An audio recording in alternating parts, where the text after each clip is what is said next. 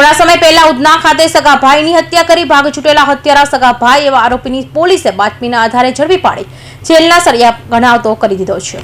1 તારીખ 25મી ઓગસ્ટના રોજ ઉધના વિસ્તારના અરવિંદ કિરાણા ચાલ પ્રભુનગર ખાતે રહેતા રઘુનાથ પાત્રાએ પોતાના ભાઈ રવિની તીક્ષ્ણ હથિયારના ઘા મારી તેની કરપીણ હત્યા કરી નાખી હતી અને તે ભાગી છૂટ્યો હતો। ઉધના પોલીસે હત્યાનો ગુનો નોંધી હત્યા કરનાર રઘુનાથને પકડવા માટે ચક્રો ગતિમાન કર્યા હતા।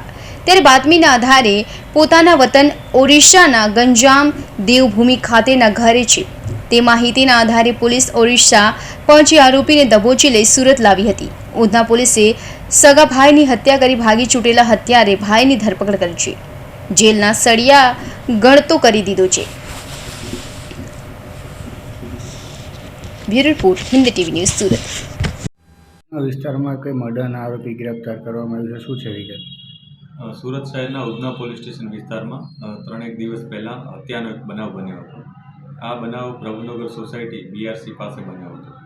આ બનાવમાં સગા મોટા ભાઈ રઘુનાથ પાત્રાએ પોતાના નાના ભાઈ રવિ પાત્રાને તીક્ષ્ણ હત્યાના ઘા મારી અને હત્યા નિપજાવી હતી।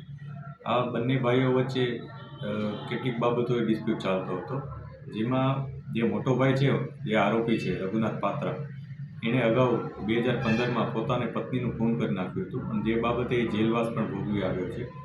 અત્યારે જામીન ઉપર હતો। આ દરમિયાન એને પોતાના નાના ભાઈ સાથે અણબનાવ હતો। એના નાના ભાઈની સગાઈ થઈ ગઈ હતી અને ટૂંક સમયમાં એના મેરેજ હતા।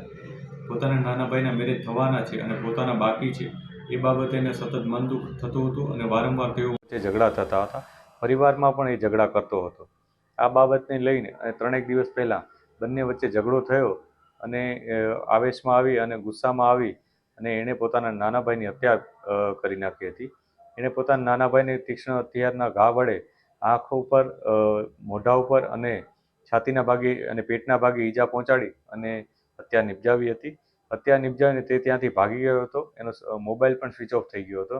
પોલીસ ખૂબ જ અલગ અલગ વિસ્તારોમાં કોમ્બિંગ કરી, અલગ અલગ વિસ્તારોમાં તપાસ કરી અને એની શોધખોળ કરી રહી હતી અને સુરત શહેરના ઉધના પોલીસ સ્ટેશનની અલગ અલગ ટીમોએ પણ આ કામગીરી આદરેલ હતી અને ખૂબ જ મહેનત બાદ ગઈકાલે આ આરોપી મળી આવ્યો હતો અને એની ધરપકડ કરવામાં આવી છે અને આગળની કાર્યવાહી શરૂ કરવામાં આવી છે। અત્યારે જે માહિતી છે પોલીસ પાસે એ મુજબ આ જે મોટા ભાઈ છે એને પોતાના પત્ની ન હોવાતું અને આ નાના ભાઈની નવા પત્ની આવનાર હોવાનું બાબતનું મુખ્ય દુઃખ હતું અને એ બાબતને લઈને બંને વચ્ચે આ ઉપરાંત એવી પણ કે પોતાના જે પ્રોપર્ટી છે પોતાના પેરેન્ટ્સની, એ પેરેન્ટ્સની પ્રોપર્ટીમાંથી કેટલીક પ્રોપર્ટી એને નહીં મળે અને કેમ કે નાના ભાઈની લગ્ન થનાર છે અને પછી એના સંતાનોને ને નાના ભાઈને આ પ્રોપર્ટી મળશે એવી પણ એક જાતની દહેશત એને હતી। એવી પણ એ વિચારોથી પીડાતો હતો અને આ બાબતને લઈને પણ બંને વચ્ચે અવારનવાર ઝઘડા થતા હતા અને આ ઝઘડાઓના પરિણામ સ્વરૂપે 3 દિવસ